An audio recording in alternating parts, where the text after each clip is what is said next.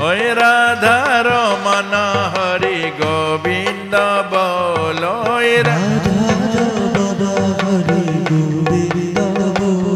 ঐ ৰাধা ৰমন হৰি গোবিন্দ বল ৰাধা ৰমন হৰি গোবিন্দ বল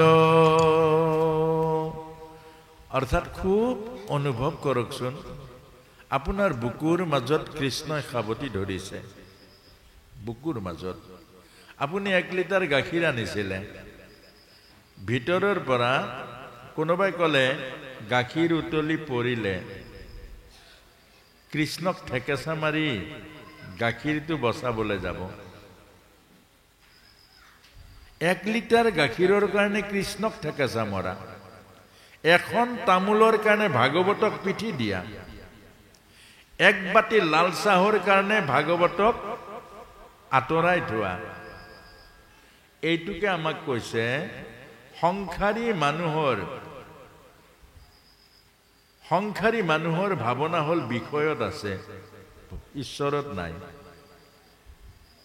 সংসাৰৰ মানুহে ঈশ্বৰৰ ওচৰলৈ আহে মাত্ৰ খন্তেকীয়া ইন্দ্ৰিয় তৃপ্তিৰ কাৰণে সেই কাৰণে ইন্দ্ৰিয়ৰ ভোগৰ বস্তু দেখাৰ লগে লগে কৃষ্ণক লগে লগে পিঠি দিব পাৰে মা যশোদায়ো বিষয়ৰ মায়াত সোমাই আছে ঈশ্বৰক নাপালে ঈশ্বৰৰ অনুভৱটো মা যশোদাৰ নহল আচ্ছা মীৰাই সৰ্বস্ব ত্যাগ কেনেকৈ কৰিলে মেৱাৰৰ ৰাজা ৰাজভোগ ত্যাগ কৰিলে মীৰাৰ পূৰ্ণ যৌৱনা এগৰাকী মীৰা সেই পূৰ্ণ যৌৱন প্ৰাপ্ত এগৰাকী কন্যাই মেৱাৰৰ ৰজাৰ নিচিনা এজন স্বামীক ত্যাগ কৰিলে বিষয়ৰ সৌভাগ্য এখন ৰাজেশ্বৰ এখন ৰাজৰাণীৰ পদ এইবোৰ মীৰাই কেনেকৈ ত্যাগ কৰিলে এটা প্ৰশ্নটো হল যশোদাই কিয়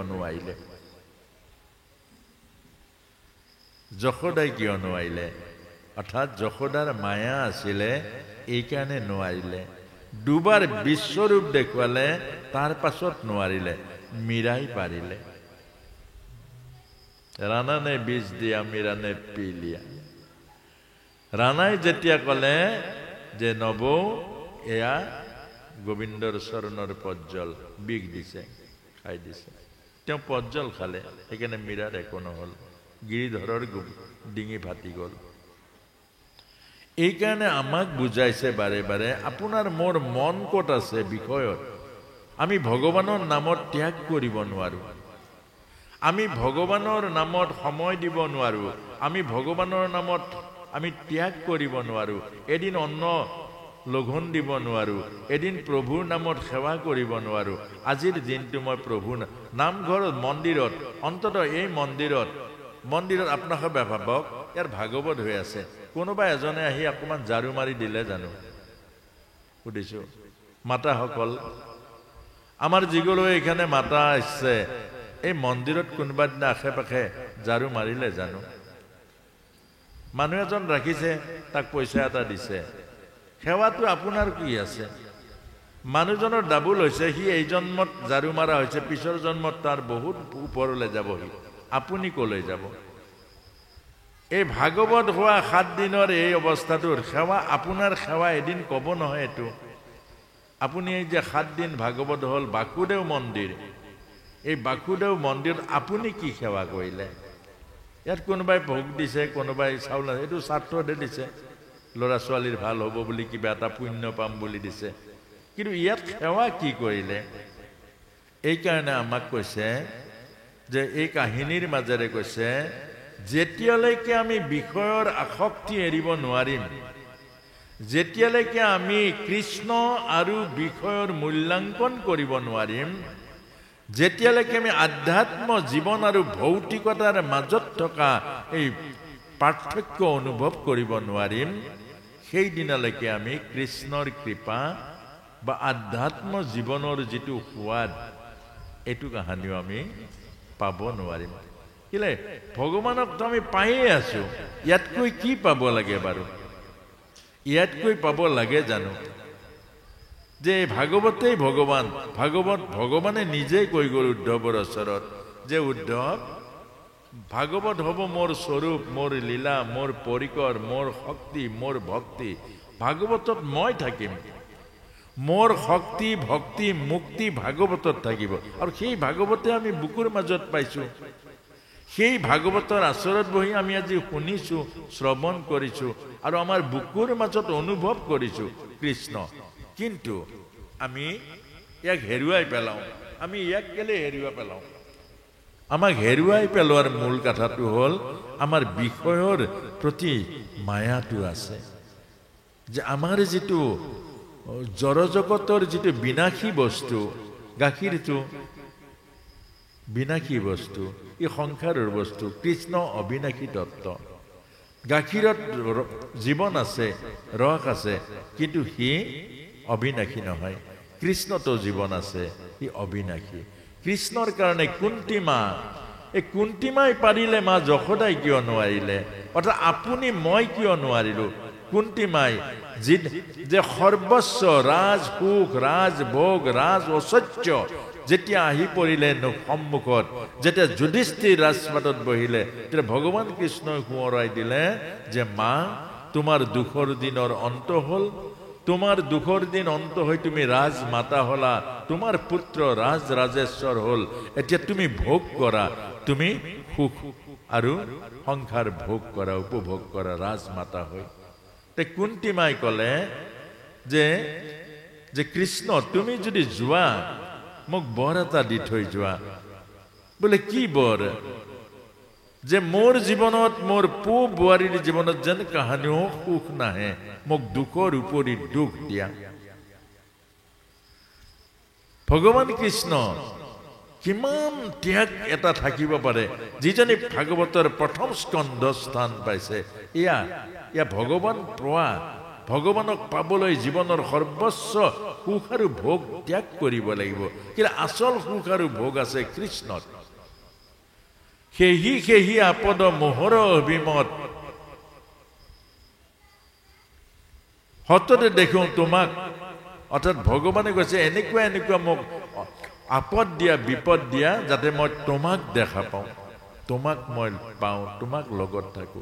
বাঁহৰ ঘৰ হওক, সৰু বাঁহৰ ঘৰ হওক, যদি বতাহ বৰষুণে গোটেই ৰাতিটো তোমাৰ নাম লওঁ, ভয়ত লওঁ, মানে শ্ৰদ্ধাত লওঁ, কেলে সৰু ঘৰটোত আছো, মোৰ ল'ৰা ছোৱালীকেইটা সোমাই আছে।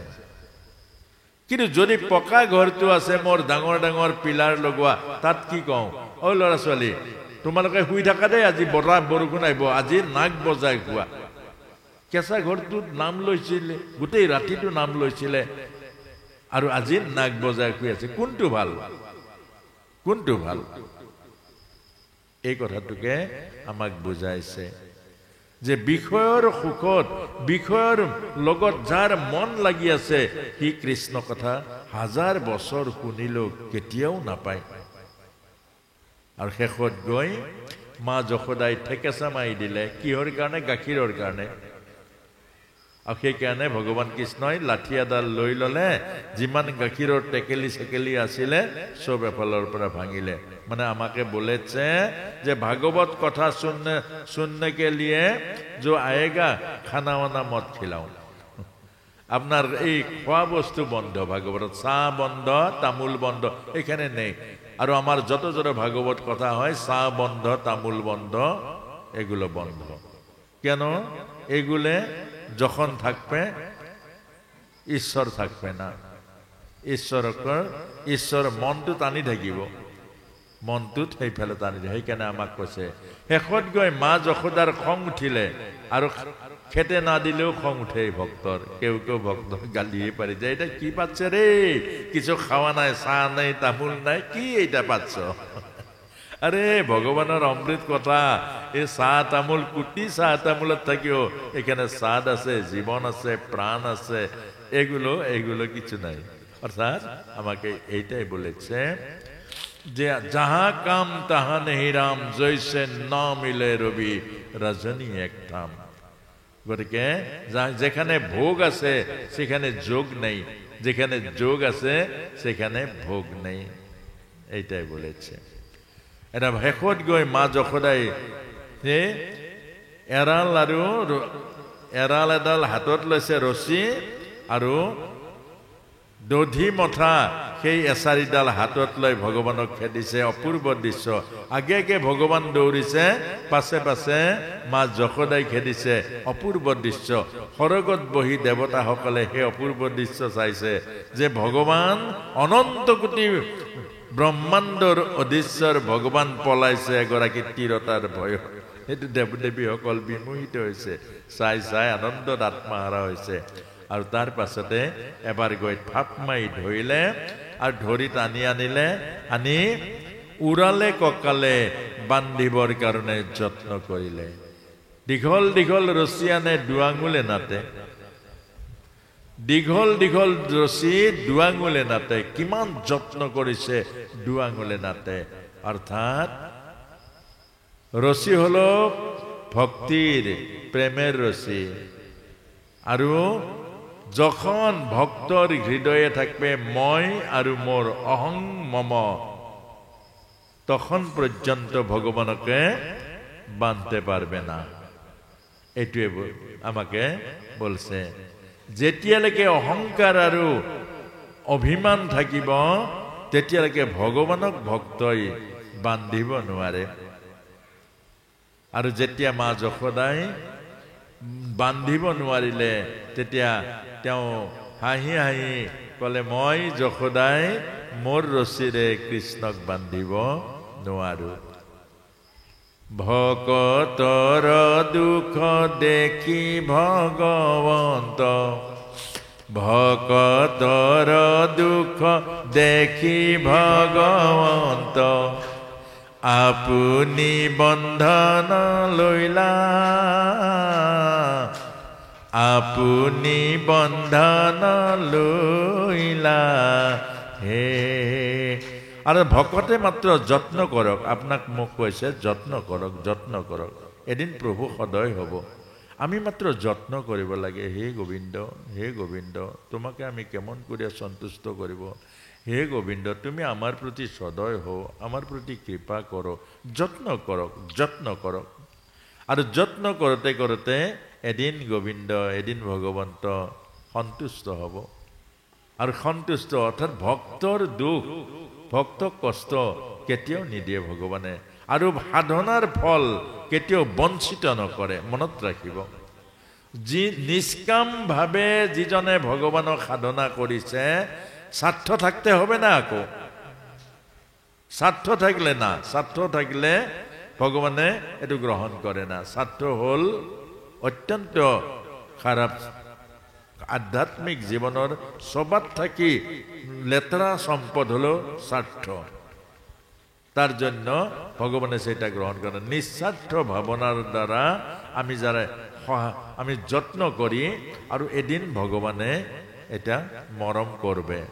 আৰ তাৰ পাছতে ভগৱানে নিজেই বন্ধন লয়। অৰ্থাৎ ভগৱানে নিজে বন্ধন লয়, ভগৱানক কেউ বান্ধিব নোৱাৰে।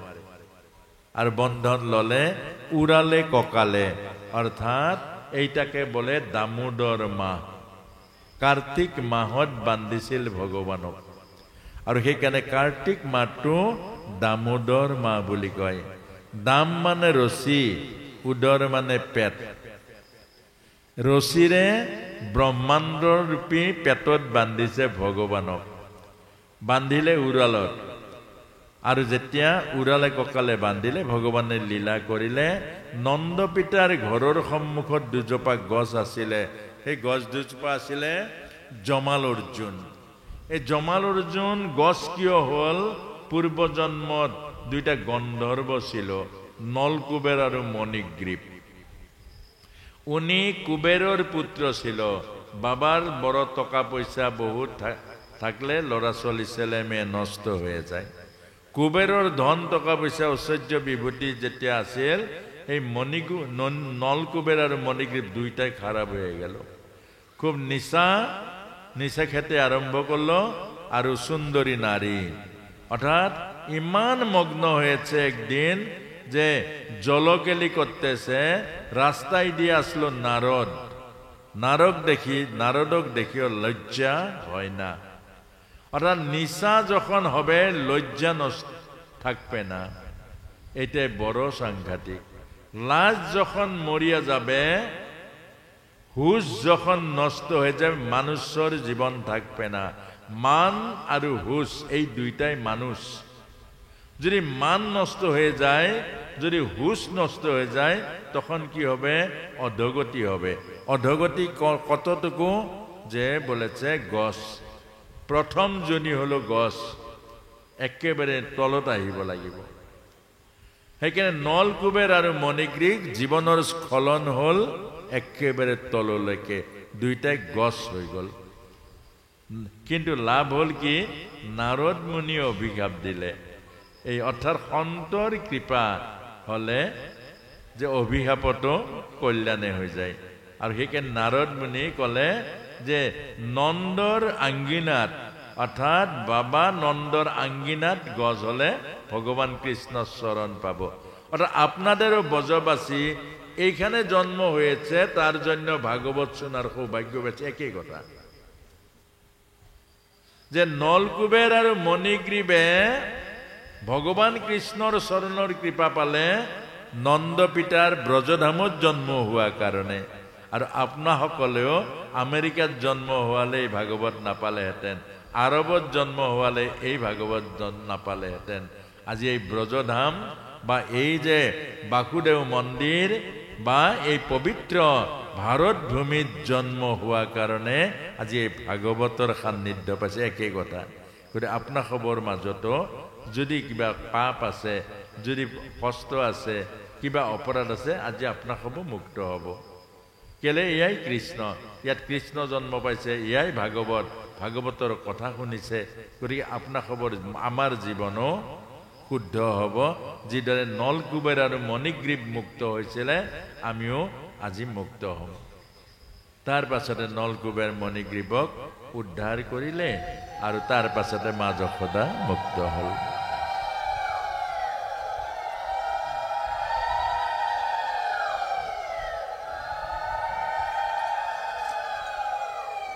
ইয়াতে ভগৱান কৃষ্ণৰ শিশুলীলা সমাপ্ত হৈছে।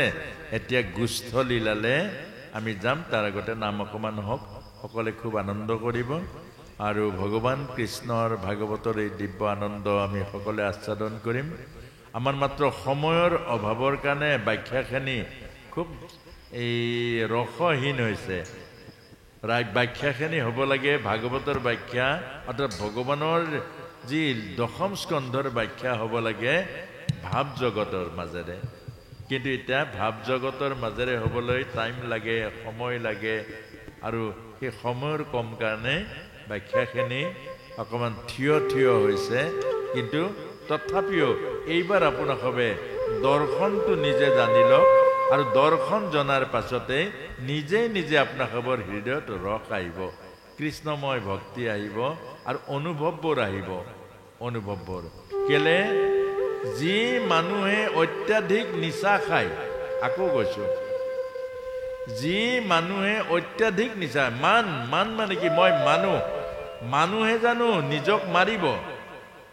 যি মানুহে নিজক মাৰে, নিজক অনিষ্ট কৰে, সি মানৱতাৰ স্খলন হৈ যায়, সি আৰু মানুহ হৈ নাথাকে। মানুহে যদি মানুহৰ কৰ্ম নকৰে, তেওঁ মানুহ হৈ থাকিব জানো? এইটোকে বুজাইছে। গতিকে আজিৰ ভাগৱতত এই কথাখিনিয়ে কৈছে, মানুহে নকৰা কাম নকৰিব, মানুহৰ কামখিনিহে কৰিব, তেতিয়ালৈকে মানুহ থাকিব। মানুহ জন্ম পাই যদি মানুহৰ কাম নকৰে, তেতিয়াহ'লে মানুহ কেনেকৈ? আপুনি নিজেই বিচাৰ কৰক। এইটো ভাগৱতে আমাক বুজাইছে, ভগৱানে বুজাইছে যে তই যদি মানুহৰ জন্ম পাই মানুহৰ আচৰণ নকৰ, মানুহৰ জন্ম পাই যদি মানুহৰ নিচিনা কথা নকওঁ, মানুহৰ নিচিনা চিন্তা, মানুহৰ নিচিনা বিচাৰ নকৰ, তেতিয়া মানুহ কেনেকৈ হৈ থাকিবি? মানুহ মানে বাহিৰটো মানুহ হৈ থাকিবি, কিন্তু ভিতৰটোতো তোৰ মানুহ নহ'ব। মানুহ যদি নহয়, শান্তি ক'ত থাকিব? সুখ ক'ত থাকিব? শ্ৰী সৌন্দৰ্য ক'ত থাকিব? মানুহৰ কাৰণেহে এখন সুখ পায় এই জগতত অমৃতস্য পুত্ৰা মানুহ হল অমৃতৰ সন্তান সেইকাৰণে মানুহে আত্মাৰ আনন্দ পায় যদি মানুহ ভিতৰত নহয় চালচতা মানুহ হয় অকল সজাটো মানুহ হয় তেতিয়া অমৃতৰ ৰস কেনেকৈ পাব পাৰে একেবাৰে সহজ কথা গতিকে আমাক কৈছে মানুহ হৈ মানুহৰ চিন্তা মানুহ হৈ মানুহৰ কৰ্ম মানুহ হৈ মানুহৰ ধৰ্ম মানুহ হৈ মানুহৰ বিচাৰ বুদ্ধি সদায় বজাই ৰাখিব লাগিব আৰু তেতিয়াহে আমি মানৱীয় সুখ মানৱীয় আনন্দ মানৱীয় শান্তি পাম আৰু যদি আমি নকৰো আমাৰ পিছৰ জন্মটো অৰ্থাৎ এই জন্মটো আমাৰ সুখ নাথাকে কেলে এই জন্মটো আমি শান্তি নাপাওঁৱে পিছৰ জন্ম ৰখি আছে আপুনি মই তৃণ আৰু তৰু হ'ব লাগিব জীয়াই থাকিম ঠাণ্ডা গৰম বুজি নাপাম জীয়াই থাকিম কাটিলেও গম নাপাম এই গছবোৰ জীয়া আছে আপোনাৰ মন নিচিনা কিন্তু ক্লোৰোফৰ্ম দিয়া আছে যাৰ কাৰণে কাটিলেও গম নাপায় অৰ্থাৎ অজ্ঞানতা ক্লোৰোফৰ্ম মানে হল অজ্ঞানতা আনকনচিয়াস ভগৱানে অৰ্থাৎ কেলে আনকনচিয়াস আছে মূৰটো তললৈ আছে মূৰটো তললৈ আছে আৰু আপোনাৰ মোৰ মূৰটো ওপৰলৈ আছে আমি ফুল কনচিয়াস আমি চেতনা মাৰিহে আনকনচিয়াস হৈছো আমি নিজে নিজে আনকনচিয়াস হৈছো কিন্তু ভগৱানে আমাক ফুল কনচিয়াস কৰি দিছে কেলে মানুহে ঈশ্বৰক পায় মানুহে ঈশ্বৰৰ অনুভৱ কৰিব পাৰে ফুল কনচিয়াস কিন্তু আমি নিজে নিজে আনকনচিয়াস হৈছো অচেতন হৈছো আমি নিশা খাইছো ধপাত খাইছো শিখৰ খাইছো গুটকা এই যে প্ৰথম দিনা গেটৰ মুখত এই বাসুদেৱ মন্দিৰৰ গেটৰ মুখত এই শ শ ভক্ত আহিছে ভাগৱতলৈ তাত গোটেইখন ৰঙা কৰি দিছে পিকাই এইজন কি মানুহজনৰ দোষ নাই এটা হাঁহে য'তে ত'তে ফিককে মাৰে নামাৰে হে এই মানুহজনৰ মুখখনো হাঁহৰ নিচিনা হৈছে নাই হাঁহ যেনেকৈ আনকনচিয়াস হাঁহ যেনেকৈ অচেতন এই মানুহজনৰ মুখখনো এনেকৈ অচেতন য'ত ত'ত পিকাই দিয়ে তেওঁ নিজেই নাজানে ক'ত পিকায় আৰু পাছৰ জন্মটো সেই অৱস্থা পাব য'ত ত'ত চিককে মাৰা হাঁহৰ জন্ম পাব কুকুৰাৰ জন্ম পাব মুৰ্গীৰ জন্ম পাব ইয়াৰ কাৰণে জগৰীয়া কোন ইয়াৰ কাৰণে জগৰীয়া আপুনি এই সংসাৰত এই আপুনি ভাগৱতলৈ নাহে গীতালৈ নাহে সৎসংগলৈ নাহে মানৱ জনম পোৱাৰ পাছত গীতা নালাগে ভাগৱত নালাগে সৎসংগ নালাগে কি লাগে আপোনাক আৰু আপোনাৰ অৱস্থা এইটো হ'ব আৰু কোটি কোটি জন্ম উদ্ধাৰ হোৱাৰ ৰাস্তা বন্ধ হৈ পৰিব সেইকাৰণে আপোনাৰ হ'ব এইটো কথাৰ এই কাহিনীৰ মাজে নলকুবেৰ আৰু মণিগ্ৰীৰ মাজেৰে আপোনাৰ হ'ব এই সমস্ত ব্ৰজবাসী সকলো যুৱক যুৱতীসকলক কৈছো ইয়াতে আপোনাৰ হবে আজি ইয়াতে অন্তত আজি প্ৰভুৰ চৰণত অন্তত আজি ভকত আছে ভগৱান আছে আৰু ইয়াত শ্ৰীমদ ভাগৱত সাক্ষাৎ বিৰাজ হৈ আছে আৰু জগন্নাথ মহাপ্ৰভু বিৰাজ হৈ আছে এই বাসুদেৱ মন্দিৰৰ প্ৰাংগণত আজিৰ পৰা অন্তত ইয়াৰ পৰা মুক্ত হওক যে আজি ইয়াত অন্তত জীৱনৰ পৰিশুদ্ধি কৰক আজি অন্তত ইয়াত কৈ যাওক যে আজিৰ পৰা জীৱক নামাৰো আজিৰ পৰা মই নিজক নামাৰো আজিৰ পৰা মই নিজে এই অখাদ্য নলকুবেৰ আৰু মণিগ্ৰীবৰ নিচিনা গন্ধৰ্ব গছ হৈ গ'ল আৰু আপোনাৰ সবেও জীৱনক অনিষ্ট নকৰিব আজি এই সৌভাগ্য গ্ৰহণ কৰক ৰত্নাকৰ যদি বাল্মীকি হ'ব পাৰে যে কালিদাস যদি মহাকবি মহামূৰ্খৰ পৰা মহাকবি হ'ব পাৰে আৰু আমাৰ এই ব্ৰজধামৰ যিসকল যুৱক যুৱতী আছে আপোনাৰ হ'ব দিব্য জীৱন সন্মুখত ৰৈ আছে আজিৰ পৰা বেয়া বস্তু ইয়াতে এৰি যাওক ইয়াত এৰিবলৈ বল পাব ভাগৱতে সহায় কৰিব ভগৱানে সহায় কৰিব আৰু ইয়াত জগন্নাথ মহাপ্ৰভুৱেও সহায় কৰিব গতিকে আজিৰ পৰা এই বেয়া বস্তু নিজক বেয়া মাৰা বস্তু আপোনাৰ হবে কেতিয়াও গ্ৰহণ নকৰিব আৰু ইয়াৰ পাছতে